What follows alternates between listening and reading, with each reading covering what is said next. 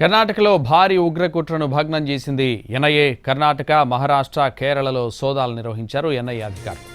దక్షిణాది రాష్ట్రాల్లో 19 ప్రాంతాల్లో ఎన్ఐఏ దాడులు చేసింది. దేశవ్యాప్తంగా పేలుళ్లకు ఉగ్రవాదులు భారీ కుట్ర పన్నారు.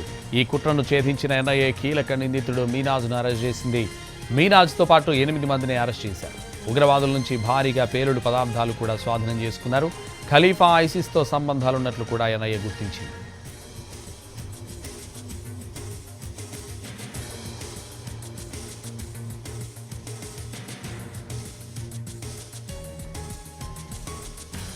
కర్ణాటకలో భారీ ఉగ్రకుట్రను భగ్నం చేసింది ఎన్ఐఏ. కర్ణాటక, మహారాష్ట్ర, కేరళలో సోదాలు నిర్వహించారు ఎన్ఐఏ అధికారులు.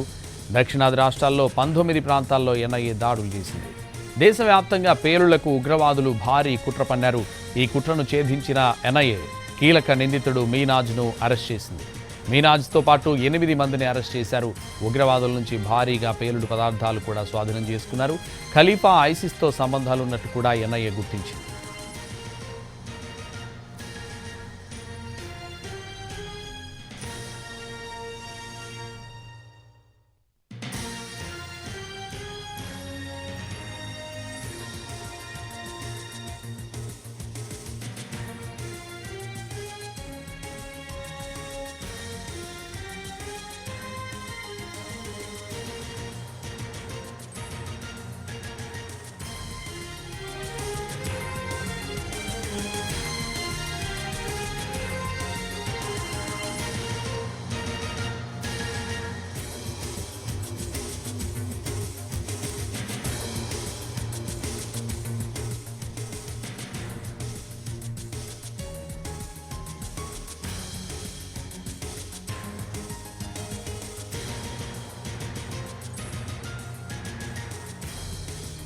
కర్ణాటకలో భారీ ఉగ్రకుట్రను భగ్నం చేసింది ఎన్ఐఏ.